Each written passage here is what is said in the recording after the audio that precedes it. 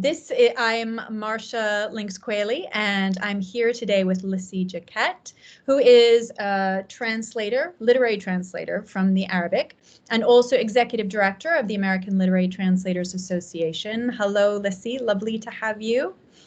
Hi, Marcia. Thanks for doing this. Yes, so Lissy, you may know her from her translation of Basma Abdel Aziz's The Queue, which was shortlisted for the TA First Translation Prize and longlisted for the Best Translated Book Award. And then the translation we're discussing today, which is Dima Wannous's The Frightened Ones, El-Khayfoun, has not yet been on the list for any prizes, but I do expect it because it certainly should be. Dima Wannous, like two of the main characters in The Frightened Ones, was born in the early 1980s, and she is the daughter of the great Syrian playwright Abdel Wannous, who last year this book, Sentenced to Hope, came out, and I strongly recommend it in translation, a collection of his plays. She first started out with a short story collection called Details in 2007 and a novel Chair in 2008. 2009, she was named one of the Beirut 39, which was a group of 39 authors under the age of 40, which were meant to represent sort of the great up-and-coming Arab authors under 40. Then summer 2011, like so many people, Dima left Syria, and it wasn't until I think 2016 that she started writing in earnest. I think she continued writing, but it talks about how she ripped up many first chapters in this other period. This book, El-Khayfoun, was shortlisted for the International Prize for Arabic Fiction in 2018, and now Alyssa's beautiful translation is out in the UK this month and will be out in the US in August. And thank you so much. And I would love it if you would read a passage from the book that's, that speaks to you in some particular way. Wonderful. Well, there are so many tender, touching passages in this book that it was hard to pick one because there were so many that did really stay with me as a translator and as a reader. But here's one from quite early on in the book that kind of sets up one of the narrators' relationship with her father. This one is the first one that came to mind as a passage, but that has stuck with me.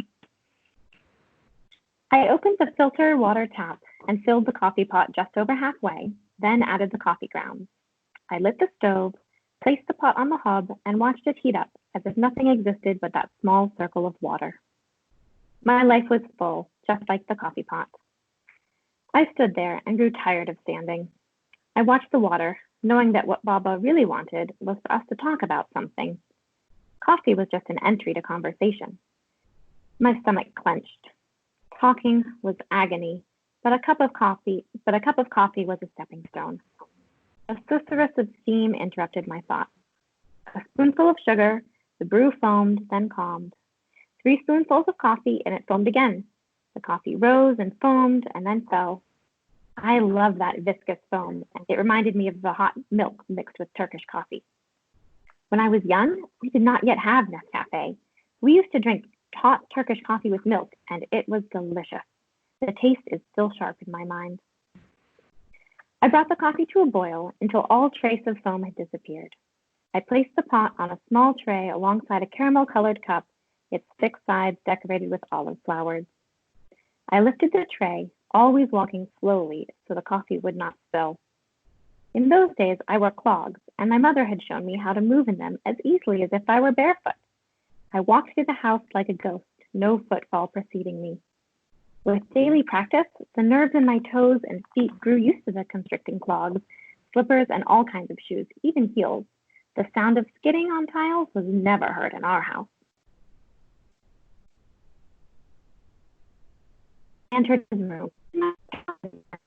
His bed was on the right. Every 6 months, my mother rearranged the position of their beds. Sometimes she slept in the left bed, and other times in the right one. That was how it went. The bed on the right was gray, and its wooden headboard was decorated with carved flowers and leaves. My father was sitting up, leaning against a pillow with the quilt pulled up to his chest. I poured a coffee for him and placed it on the nightstand to his right, and he asked me to sit next to him. He gave me a tender smile to start the conversation. Then he uttered a single sentence in a voice firm and composed. Doctor told me I only still have 3 months together. I could not contain my feelings in that moment. A pang passed through me and my eyes filled silently with tears. I remember my voice disappeared and my body began to tremble. My eyes swam and all I could see was darkness. The tears gathered under my eyelids and then streamed down, and I remember feeling their heat on my face. I could not move. At the time, I did not know how this moment would change my life, that the trembling would stay with me and remain part of me until this day. My father opened his arms to hug me, and in one movement I went towards him, as if I were a statue being lifted from one place to another. I flung myself onto his chest. An anguished sob crept up through my lungs and escaped. I could not swallow it. I kissed his neck like I always did. I loved his neck. Even now, I can still almost feel his skin against my lips. That spot on his neck was home for me. It made me feel safe and secure.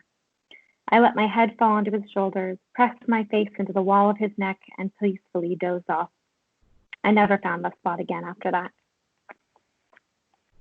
I love the different ways in which she describes unexpected parts of bodies. And then I also so love the tender parts of this novel. And it's something that I think it is easy to forget in discussing fear and Syria and sectarianism and all sorts of other things. But there are such wonderful moments of familial tenderness in this novel.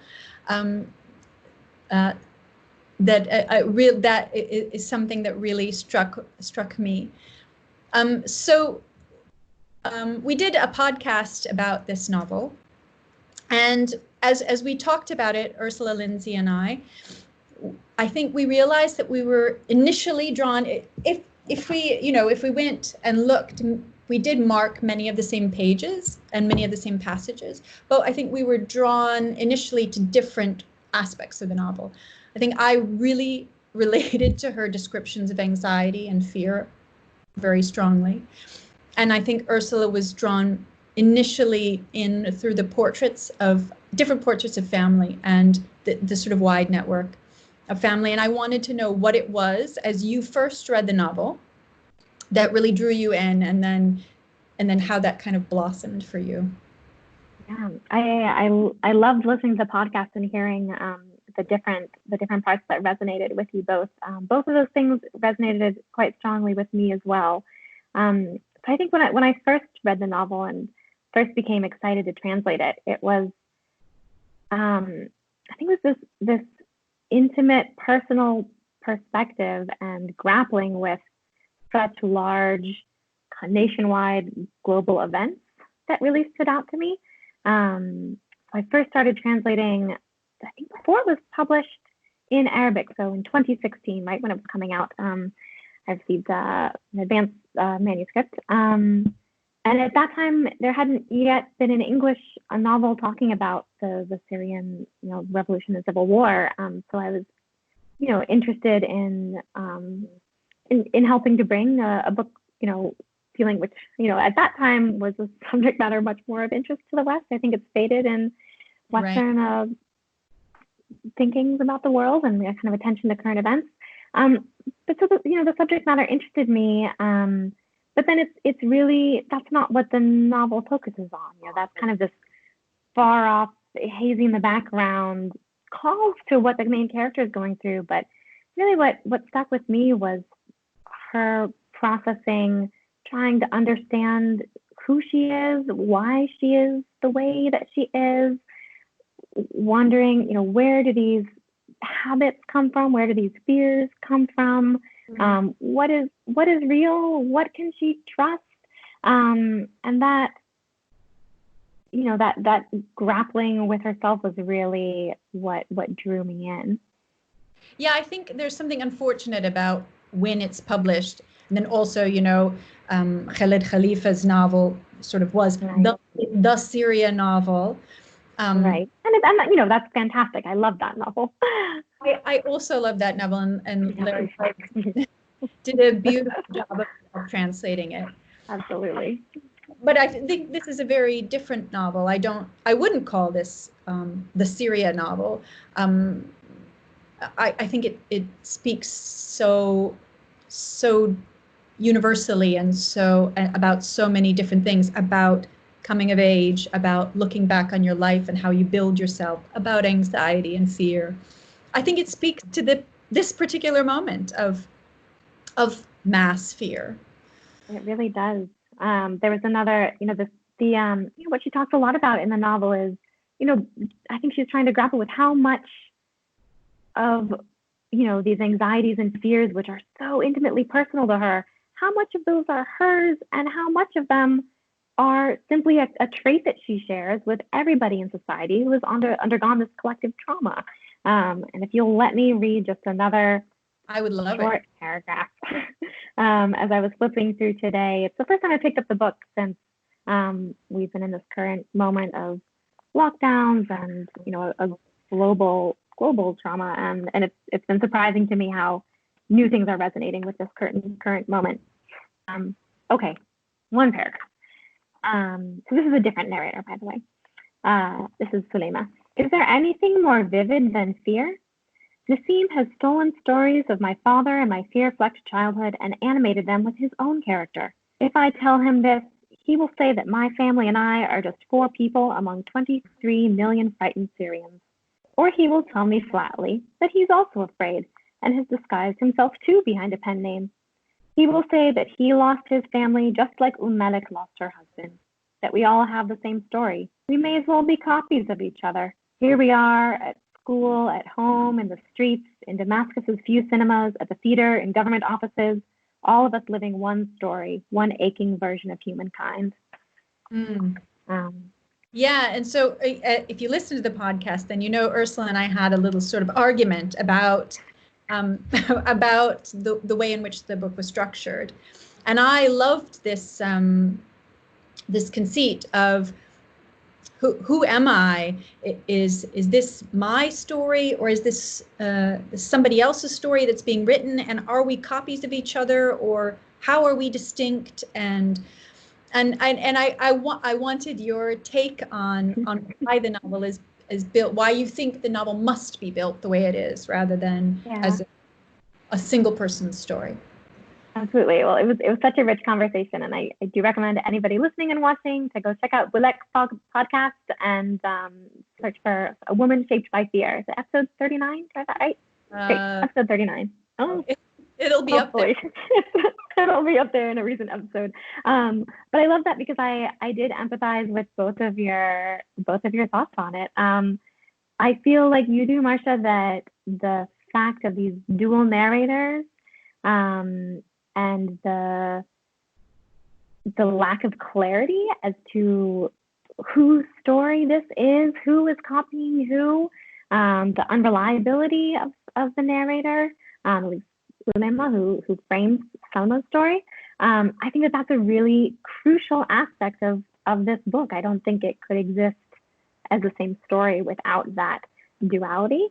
But at the same time, I did share Ursula's frustration in not having kind of a clear, personally, when I first read the book, I was really craving a clear resolution to, tell me why, tell me the and I, perhaps this is a spoiler here, but, I was craving some kind of clarity at the end as to, whose story was stolen, how much overlap is there, how much of the book she's reading is actually her own story, how much was stolen, or is it that she is suddenly adopting others' stories herself? Is that her own story, or is she suddenly mapping herself onto everything she's reading? I did initially hope for some more, like a definitive word on that, which, as spoiler, you don't get at the end. But stepping away from that, I think after finishing the book, I realized that wasn't necessary. Maybe it would have left me as a more satisfied, like neatly tied bow kind of reader, but I didn't think that it was necessary. And it was perhaps actually beside the point. Really, I felt like the driving force in this novel is a woman grappling with parts of herself and her identity and her history, and how that is, how those different parts of herself relate to each other, her different fears, and how much control she has over them, but also how she relates to her family, her immediate family, her extended.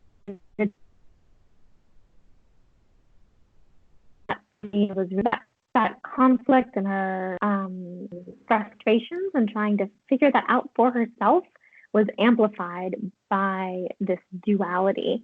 So I really do feel like the book couldn't have gotten the reader there to feeling that struggle without this duality, although you don't get clear answers in the end.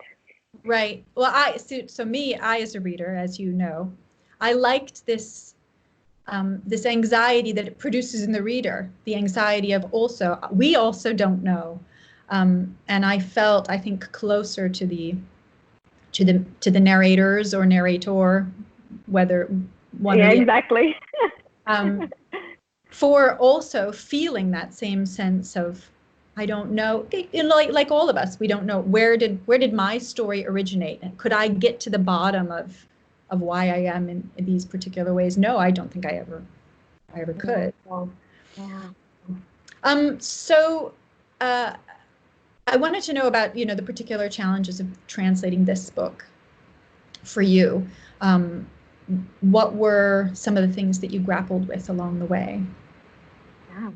I think maybe the first challenge is kind of a more global one, actually relates to that last point, in that so the book is set up in alternating chapters alternating between two different narrators.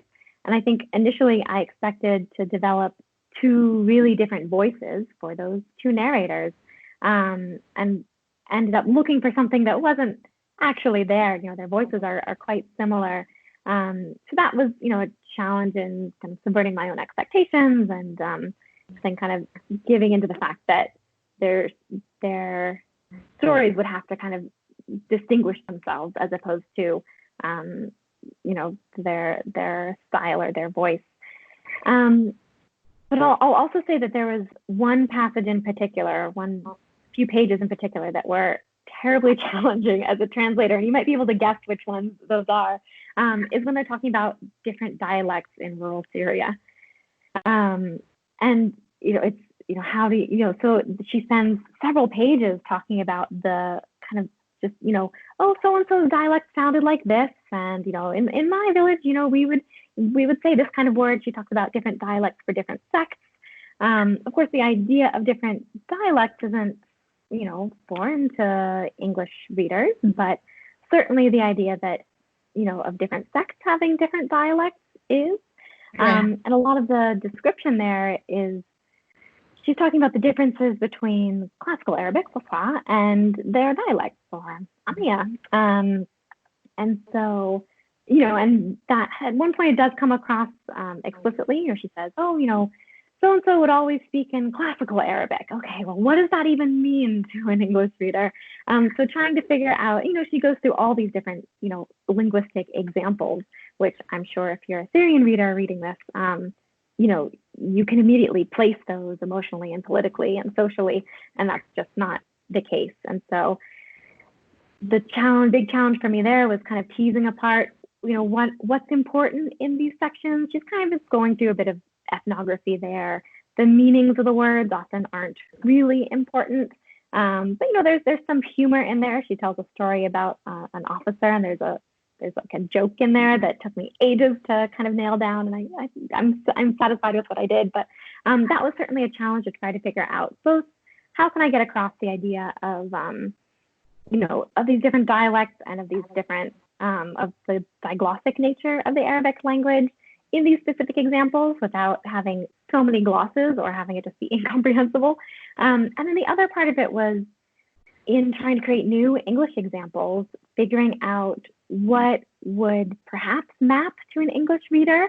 And it's interesting, at one point she talks about the people in the village pronouncing the qaf, whereas people in Damascus wouldn't. And that is kind of the opposite of what you would expect, I think, or what the stereotypes that English readers have, or that English speakers have. The stereotype is, urbanites are, pronounce things more properly, and people from the village, from the rural area, they're the ones who are probably dropping their letters and dropping their parts of the word. That was a lot of translation puzzles, which are the most fun, the most hair pulling out. But I think in the end, I can't read it completely as if I didn't even know that there were dialects. Right. But it read legibly without ever bogging down the reader in anything less than the forward motion and joy of the moment. So I think you can feel that you succeeded. So I wanted to ask something sort of more globally also about your practice as a translator, because I won't name who this was, but you could probably say this about a number of male translators actually who have large oeuvre now of books that they've translated from Arabic, and many of them have translated maybe one woman writer or none at all. And when I've asked, what does this mean? Why is this? And the answer has been, even if it's 30 books and they're all by men, that it's just a coincidence. Just that's the way it is. That's just the books that they were drawn to. So your oeuvre, on the other hand, is the opposite. It's all women writers obviously in short stories. There are exceptions. You have a beautiful translation of Ahmed Naji's Signorina, or Signora, whatever the name of that has, in Book of Cairo. But in terms of book length works, you've chosen, with one exception, to translate works by women. And I wanted to know what lies behind that. Or you could just say, sorry, it's just a coincidence. It's actually an awfully large coincidence if you look at the statistics, which I know you have. No, you're right. That's absolutely a choice on my part. So I started translating in earnest in 2013. I think that's right, 2013. And so at the very beginning of my translation career was when the Women in Translation movement was really gaining a lot of momentum. And that was really powerful for me to kind of look at there's a number of people across literary translators across languages looking at the statistics for what is published in English and what percentage of male writers versus female writers are published in English. And at that time, I think those last stats having that kind of current in the conversation made me look at what I had translated up until that time. And I guess I'll pause that train of thought for a moment and say that, so the first book I translated is The Queue by Basma Abdelaziz. And that was certainly a choice. That book resonated with me. I adore it. I adore Basma. I adore working with her. But it's one that I chose because I was specifically looking to translate a woman writer. I had lived in Cairo for 6 years and run a book club for many years. And it was a bilingual book club. So we read books in translation from Arabic. And our choices for books translated, books that were written by women was much slimmer. And so I was already somewhat aware of the disparity. And so that led me to the choice of really seeking a woman writer for my first book-length translation. But then it wasn't until the Women in Translation movement that I really, kind of looked at the statistics across languages. And then also did 4 years ago an analysis of Arabic language publications up to that point, and was surprised by a couple things. One, I think that I'd thought, I'm sure, I'd had an inclination to translate, to translate more women. I bet that I've done a pretty good job about that.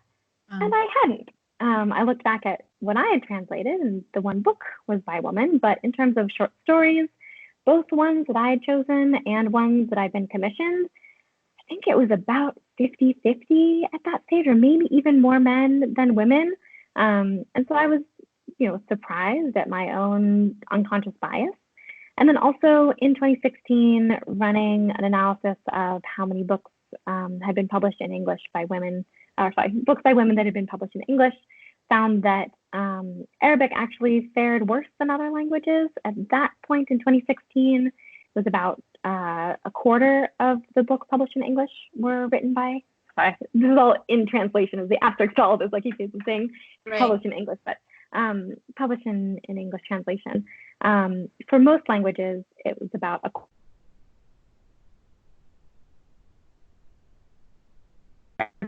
time, it was about 2%. And I, kind of made a commitment at that point to myself that, as a translator, I do have a certain amount of agency in terms of what I take on. At this point in time, I have a job at the American Literary Translators Association, and so the amount of translating I do is much less, so I can afford to be a bit pickier. But even so, I can choose where to spend my time pitching and where to kind of do the agent work. And I, committed myself to, even if I'm just translating a book here or so, I can do my part to help right that inequity. Right. And I think, you say a bit picky. I think picky is maybe the wrong word, but I would say you're extremely picky on the scale of what, some translators translate a wide range of books. I think one exception, everything that you've translated has been an extremely strong novel. So that because of the position you're in, I suppose, because you don't have to make a living as a literary translator solely, you're in a position to choose what you translate. So is it known? I mean, do people know I should come to Lissy if I'm bringing her a woman, or do people bring you sorts of projects? Yeah, no, I still get pitched a lot of different projects, and I shouldn't exclude the point you make about taste as well. It's not just that I will translate any book by a woman and I don't care what's in it. I after living in a novel that I loved while translating it, and living in stories that I have been commissioned and didn't love but agreed to do, it can be really excruciating to be, trying to bring your craft and joy to something that you really, at the end of the day, don't believe in or doesn't resonate with you personally, or you don't have empathy for the project behind the novel. And so, it is important for me. And again, at this stage, I have the privilege to make the choices. But it is important to me that I really believe in the books that I'm translating for one reason or another. But it's not. I have had one author come to me and say, I know that you mostly translate. I know that you only choose to translate women, but would you consider working with me? And I will say right now I'm working on Ahmed Naji's latest book. He's a writer who I absolutely admire. He's a joy to work with. His writing is it's very fun to be a translator working with him. So it's not an exclusive rule that I've set for myself by any means. I don't think that people, I don't know. I mean, I don't know who doesn't come to me because they have a book by a man and think, oh, she's not interested. I would say, yeah, I do turn down more projects. Right. I would say if you have a really misogynist work, I would not go to you. I would also say that. If you want to translate over misogynist work, please do not come to me. Ahmed's work is, I don't know, very pro-female, I think. Yeah. So actually, we have sort of come to the end of our 30-minute slot. So I just wanted to thank you again and to remind people that they can get this and that they really should and must, and that it's a wonderful book for this moment and any other. Thank you, Lissy. Thank you so much, Marsha. It's been a pleasure.